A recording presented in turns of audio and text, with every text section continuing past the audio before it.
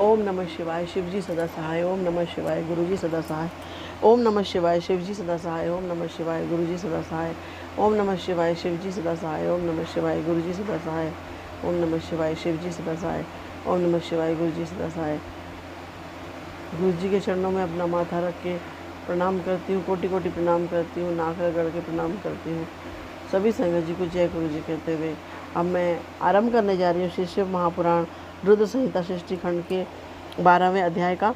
और इसके पहले मैं भी सभी संगत जी को जय गुरु जी बोलते हुए ये अनुरोध करती हूँ कि सभी संगत जी आप जितना ज़्यादा से ज़्यादा हो सके श्री शिव महापुराण के पाठ को ज़्यादा लोगों तक पहुँचाकर स्वयं पुण्य के भागी बनिए, क्योंकि इसके पठन से भी वही फल मिलता है जो श्रवण से मिलता है, और वही पुण्य फल उसे भी मिलता है जो किसी दूसरे को भी श्रवण कराता है। तो इस पुण्य कार्य में आप सब भाग अवश्य लें। और अब मैं आरंभ करने जा रही हूँ श्री शिव महापुराण रुद्र संहिता सृष्टि खंड के 12वें अध्याय का। अथ 12वां अध्याय। विषय है भगवान शिव की श्रेष्ठता तथा उनके पूजन की अनिवार्य आवश्यकता का प्रतिपादन। नारद जी बोले, हे ब्रह्मन, हे प्रजापति, हे तात, आप धन्य हैं क्योंकि आपकी बुद्धि भगवान शिव में लगी हुई है। हे विधे, आप पुनः इसी विषय का सम्यक प्रकार से विस्तार पूर्वक मुझसे वर्णन कीजिए। ब्रह्मा जी बोले, हे तात, एक समय की बात है, कमल से उत्पन्न होने वाले मैंने चारों ओर से ऋषियों और देवताओं को बुलाकर प्रेम पूर्वक सुंदर और मधुर वाणी में कहा, यदि आप सब नित्य सुख प्राप्त करने की इच्छा रखते हैं और नित्य अपने मनोरथ की सिद्धि चाहते हैं तो मेरे साथ क्षीर सागर के तट पर आएं। इस वचन को सुनकर वे सब मेरे साथ वहाँ पर गए जहाँ सर्व कल्याणकारी भगवान विष्णु निवास करते हैं। हे मुने, वहाँ पर जाकर सभी देवता भगवान जगन्नाथ देव देवेश्वर जनार्दन विष्णु को हाथ जोड़कर प्रणाम करके खड़े हो गए। ब्रह्मा आदि उन उपस्थित देवताओं को देखकर मन में शिव के चरण कमल का स्मरण करते हुए विष्णु कहने लगे। विष्णु जी बोले, हे ब्रह्मादि देवों और ऋषियों, आप लोग यहाँ किस लिए आए हुए हैं? प्रेम पूर्वक सब कुछ कहें। इस समय कौन सा कार्य आ पड़ा? ब्रह्मा जी बोले, भगवान विष्णु के द्वारा ऐसा पूछने पर मैंने उन्हें प्रणाम किया और उपस्थित उन सभी देवताओं से कहा कि इस समय आप सब के आने का क्या प्रयोजन है, इसका निवेदन आप सब करें। देवता बोले, हे विष्णु, किसकी सेवा है जो सभी दुखों को दूर करने वाली है, जिसको कि हमें नित्य करना चाहिए। देवताओं का यह वचन सुनकर भक्तवत्सल विष्णु देवताओं सहित मेरी प्रसन्नता के लिए कृपा पूर्वक यह वाक्य कहने लगे। श्री भगवान बोले, हे ब्रह्मन, देवों के साथ आपने पहले भी इस विषय में सुना है, किंतु आज पुनः आपको और देवताओं को बता रहा हूँ। हे ब्रह्मन, अपने अपने कार्यों में संलग्न समस्त देवों के साथ आपने जो देखा है और इस समय जो देख रहे हैं उसके विषय में बार बार क्यों पूछ रहे हैं? सभी दुखों को दूर करने वाले शंकर जी की ही सदा सेवा करनी चाहिए। यह बात स्वयं ही उन्होंने विशेषकर मुझसे और ब्रह्मा से भी कही थी। इस अद्भुत दृष्टांत को आप सब लोगों ने भी देखा है, अतः सुख चाहने वाले लोगों को कभी भी उनका पूजन नहीं छोड़ना चाहिए। देव देवेश्वर भगवान शंकर के लिंग मूर्ति रूप महेश्वर का त्याग करके अपने बंधु बांधवों सहित तारपुत्र नष्ट हो गए।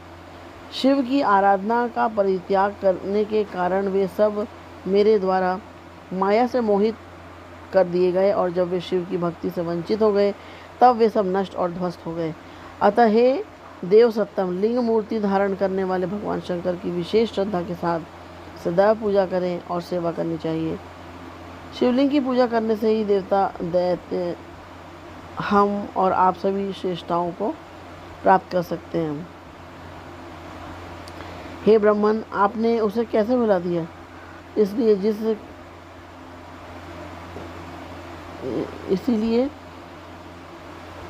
जिस किसी भी तरह से भगवान शिव के लिंग का पूजन नित्य करना ही चाहिए।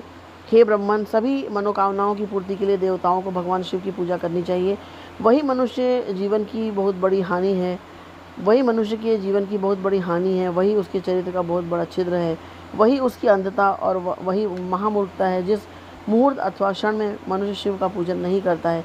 जो शिव भक्तिपरायण है, जो शिव में अनुरक्त शिव चित्त वाले हैं और जो शिव का स्मरण करते हैं, वे दुख के पात्र नहीं होते। जो महाभाग मन को अच्छे लगने वाले सुंदर सुंदर भवन, सुंदर आभूषणों से युक्त स्त्रियां, इच्छानुकूल धन, पुत्र पौत्रादि संतनोति, निरोग शरीर,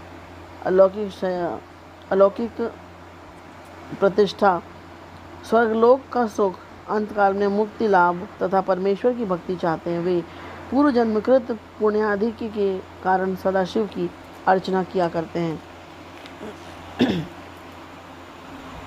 जो भक्तिपरायण मनुष्य शिवलिंग की नित्य पूजा करता है उसकी सिद्धि सफल होती है और वह पापों से लिप्त नहीं होता है। ब्रह्मा जी बोले, भगवान विष्णु ने जब देवताओं से ऐसा कहा तब उन्होंने साक्षात हरि को प्रणाम करके मनुष्यों की समस्त कामनाओं की प्राप्ति के लिए उनसे शिवलिंग देने की प्रार्थना की। उसको सुनकर भगवान विष्णु ने विश्वकर्मा से कहा, हे मुनिश्रेष्ठ, मैं तो जीवों का उद्धार करने में तत्पर हूँ। हे विश्वकर्मन, मेरी आज्ञा से आप भगवान शिव के कल्याणकारी लिंगों का निर्माण करके उन्हें सभी देवताओं को प्रदान कीजिए। ब्रह्मा जी बोले, जब विश्वकर्मा ने अधिकार के अनुसार शिवलिंगों का निर्माण करके मेरी और विष्णु की आज्ञा से उन सभी शिवलिंगों को उन देवताओं को प्रदान किया, हे ऋषि श्रेष्ठ, वही मैं आज आपसे कह रहा हूँ, सुनिए। इंद्र पद्मराग मणि से बने शिवलिंग, विश्रवापुत्र कुबेर सुवर्णलिंग, धर्म पीतवर्ण पुखराज की मणि से निर्मित लिंग, वरुण श्यामवर्ण की मणियों से बने हुए लिंग, विष्णु इंद्र नीलमणि से निर्मित लिंग, ब्रह्मा सुवर्ण से बने शिवलिंग, हे मुने सभी विश्व देव चांदी से निर्मित शिवलिंग, वसुगण पीतल के शिवलिंग, अश्विनी कुमार पार्थिव लिंग, देवी लक्ष्मी स्फटिक मणि निर्मित लिंग, सभी आदित्य ताम्र निर्मित लिंग, सोमराज चंद्रमा मौक्तिक शिवलिंग, अग्निदेव वज्रमणि हीरे से बने शिवलिंग, श्रेष्ठ ब्राह्मण और उनकी पत्नियां मृण्मय पार्थिव शिवलिंग, मय दानव चंदन के शिवलिंग, नाग मूंगे से बने शिवलिंग का आदर पूर्वक विधिवत पूजन करते हैं। देवी दुर्गा मक्खन से बने हुए शिवलिंग, योगी भस्म निर्मित शिवलिंग, यक्ष दधि निर्मित शिवलिंग तथा छाया चावल के आटे की पीठी से बने हुए शिवलिंग की विधिवत पूजा करती हैं। ब्रह्माणी देवी रत्नमय शिवलिंग की पूजा करती हैं। बाणासुर पारे से बने शिवलिंग तथा दूसरे लोग मिट्टी आदि से बनाए गए पार्थिव शिवलिंग का विधिवत पूजन करते हैं। विश्वकर्मा ने इसी प्रकार के शिवलिंग देवताओं और ऋषियों को भी दिए थे, जिनकी पूजा वे सभी देवता और ऋषि सदैव करते रहते हैं। देवताओं की हित कामना के लिए विष्णु ने उन्हें शिवलिंग प्रदान करके मुझ ब्रह्मा से शिव का पूजन विधान भी बताया। उनके द्वारा कहे गए शिवलिंग के उस पूजन विधान को सुनकर प्रसन्नचित्त मैं ब्रह्मा देवताओं के साथ अपने स्थान पर लौट आया। हे मुने, वहाँ आकर मैंने सभी देवों और ऋषियों को संपूर्ण अभीष्ट की सिद्धि करने वाले शिवलिंग के पूजन विधान को सम्यक रूप से बताया। ब्रह्मा जी बोले, हे सभी देवताओं और ऋषियों, सुनिए, मैं प्रसन्नतापूर्वक आप सबसे शिव पूजन की उस विधि का वर्णन करने जा रहा हूँ जो भोग और मोक्ष को देने वाली है। हे देवों, हे मुनीश्वरों, सभी जीव जंतुओं में मनुष्य का जन्म प्राप्त करना दुर्लभ है, उसमें भी उत्तम कुल में जन्म लेना तो अत्यंत दुर्लभ है। उत्तम कुल में भी सदाचारी ब्राह्मणों के यहाँ जन्म लेना अच्छे पुण्यों से ही संभव है। अतः भगवान सदाशिव की प्रसन्नता के लिए सदैव स्ववर्णाश्रम विहित कर्म करते रहना चाहिए। जिस जाति के लिए जो सत्कर्म बताया गया है उस कर्म का उल्लंघन नहीं करना चाहिए। जितनी संपत्ति हो उसके अनुसार दान कर्म करना चाहिए। कर्म में सहस्त्रों यज्ञों की अपेक्षा तप यज्ञ श्रेष्ठ है। सहस्त्रों तप यज्ञों की अपेक्षा जप यज्ञ का महत्व अधिक है। ध्यान यज्ञ से बढ़कर तो कोई वस्तु है ही नहीं। ध्यान ज्ञान का साधन है, क्योंकि योगी ध्यान के द्वारा अपने इष्ट देव एक रस सदाशिव का साक्षात्कार करता है। भगवान सदाशिव सदैव ध्यान यज्ञ में तत्पर रहने वाले उपासक के सानिध्य में रहते हैं। जो विज्ञान से संपन्न है उनकी शुद्धि के लिए किसी प्रायश्चित आदि की आवश्यकता नहीं है।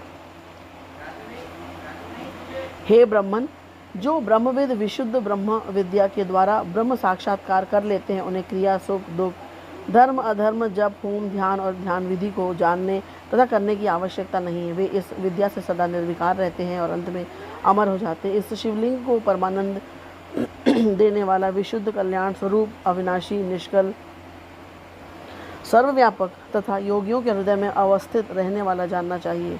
हे द्विजों, शिवलिंग दो प्रकार का बताया गया है, बाह्य और अभ्यंतर। बाह्य लिंग को स्थूल एवं अभ्यंतर लिंग को सूक्ष्म माना गया है। जो कर्मयज्ञ में तत्पर रहने वाले हैं वे स्थूल लिंग की अर्चना में रत रहते हैं। सूक्ष्मतया शिव के प्रति ध्यान करने में अशक्त अज्ञानियों के लिए शिव के इस स्थूल विग्रह की कल्पना की गई है, जिसको इस आध्यात्मिक सूक्ष्म लिंग का प्रत्यक्षीकरण नहीं होता है, उसे उस स्थूल लिंग में इस सूक्ष्म लिंग की कल्पना करनी चाहिए। इसके अतिरिक्त कोई अन्य उपाय नहीं है। ज्ञानियों के लिए सूक्ष्म लिंग की पूजा का विधान है, जिसमें ध्यान की प्रधानता होती है।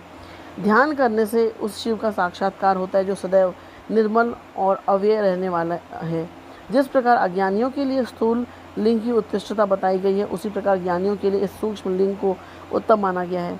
दूसरे तत्ववादियों के विचार से आगे कोई अंतर नहीं है, क्योंकि निष्कल तथा कलामय रूप से वह सबके चित्त में रहता है। संपूर्ण जगत शिव स्वरूप ही है। इस प्रकार ज्ञान के द्वारा शिव का साक्षात्कार करके विमुक्त हुए लोगों को कोई भी पाप नहीं लगता। उनके लिए विधि निषेध और विहित अविहित कुछ भी नहीं है। जिस प्रकार जल के भीतर रहते हुए भी कमल जल से लिप्त नहीं होता, उसी प्रकार घर में रहते हुए भी ज्ञानी पुरुष को कर्म अपने बंधन में बांध नहीं पाते हैं। इस प्रकार का ज्ञान जब तक मनुष्य को प्राप्त न हो जाए, तब तक उसे कर्मविहित स्थूल या सूक्ष्म शिवलिंग का निर्माण आदि करके सदाशिव की ही आराधना करनी चाहिए। जिस प्रकार विश्वास के लिए जगत में सूर्य एक ही स्थित है और एक होते हुए भी जल के आधार जलाशय आदि वस्तु में अपने प्रतिबिंब के कारण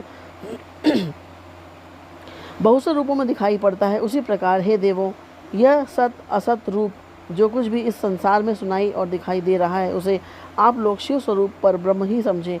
जल तत्व के एक होने पर भी उनके संबंधों में जो भेद प्रतीत होता है, वह संसार के सम्यक विचार न करने के कारण ही है। ऐसा अन्य सभी वेदांत तत्वज्ञ भी कहते हैं। संसारियों के हृदय में सकल लिंग स्वरूप साक्षात परमेश्वर का वास है। ऐसा ज्ञान जिसको हो गया है, उसको प्रतिमा आदि से क्या प्रयोजन है। इस प्रकार के ज्ञान से हीन प्राणी के लिए शुभ प्रतिमा की कल्पना की गई है, क्योंकि ऊंचे स्थान पर चढ़ने के लिए मनुष्य के लिए आलंबन आवश्यक बताया गया है।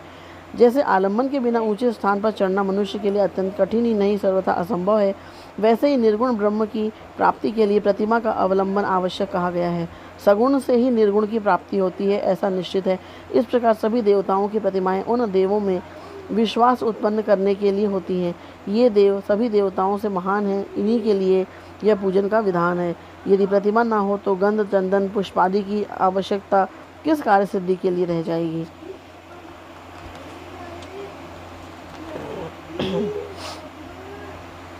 प्रतिमा का पूजन तब तक करते रहना चाहिए जब तक विज्ञान अर्थात परब्रह्म परमेश्वर का ज्ञान प्राप्त नहीं हो जाता। बिना ज्ञान प्राप्त किए ही जो प्रतिमा का पूजन छोड़ देता है, उसका निश्चित ही पतन होता है। हे ब्राह्मणों, इस कारण आप लोग परमार्थ रूप से सुने। अपनी जाति के अनुसार शास्त्रों में जो कर्म बताया गया है, उसे प्रयत्न पूर्वक करना चाहिए।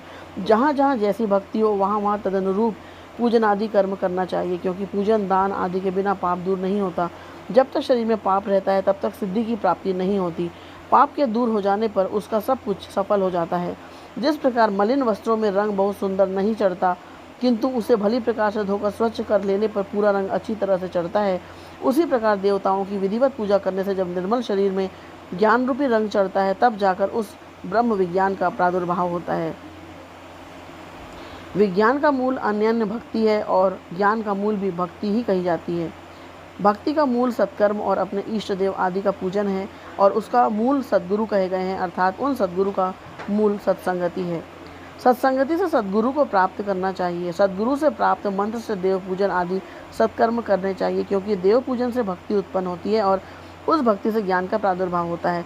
ज्ञान से परब्रह्म के प्रकाशक विज्ञान का उदय होता है। जब विज्ञान का उदय हो जाता है, तब भेद बुद्धि अर्थात स्वतः ही नष्ट हो जाती है।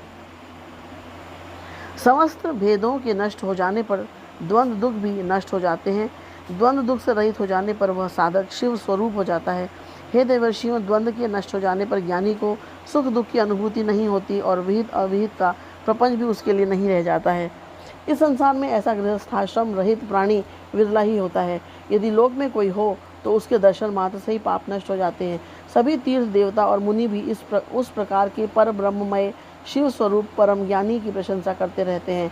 वैसे न तो तीर्थ है, न मिट्टी और पत्थर से बने देवता ही हैं। वे तो बहुत समय के बाद पवित्र करते हैं, किंतु विज्ञानी दर्शन मात्र से पवित्र कर देता है। जब तक मनुष्य गृहस्थाश्रम में रहे, तब तक प्रेम पूर्वक उसे 5 देवताओं गणेश, सूर्य, विष्णु, शिव तथा देवी की और उनमें भी सर्वश्रेष्ठ भगवान सदाशिव की प्रतिमा का पूजन करना चाहिए अथवा मात्र सदाशिव की ही पूजा करनी चाहिए। एकमात्र वे ही सबके मूल कहे गए हैं। हे देवों, जैसे मूल जड़ से सींचे जाने पर सभी शाखाएं स्वतः तृप्त हो जाती हैं, वैसे ही सर्वदेव में सदाशिव के ही पूजन से सभी देवताओं का पूजन हो जाता है और वे प्रसन्न हो जाते हैं। जैसे वृक्ष की शाखाओं के तृप्त होने पर अर्थात उन्हें सींचने पर कभी भी मूल की तृप्ति नहीं होती, वैसे ही है मुनि श्रेष्ठों, सभी देवताओं के तृप्त होने पर शिव की भी तृप्ति नहीं होती। ऐसा सूक्ष्म बुद्धि वाले लोगों को जानना चाहिए। शिव के पूजित हो जाने पर सभी देवताओं का पूजन स्वतः ही हो जाता है। अतः सभी प्राणियों के कल्याण में लगे हुए मनुष्य को चाहिए कि वह सभी कामनाओं की फल प्राप्ति के लिए संसार का कल्याण करने वाले भगवान सदाशिव की पूजा करे। इति श्री शिव महापुराणे द्वितीयायां रुद्र संहितायां प्रथम खंडे सृष्टिउपाख्याने पूजन विधि वर्णने सारासार विचार वर्णनम नाम 12वां अध्याय। इस प्रकार श्री शिव महापुराण के अंतर्गत द्वितीय रुद्र संहिता के प्रथम खंड में सृष्टि उपाख्यान में पूजा विधि वर्णन क्रम में सारासार विचार वर्णन नामक 12वां अध्याय पूर्ण हुआ।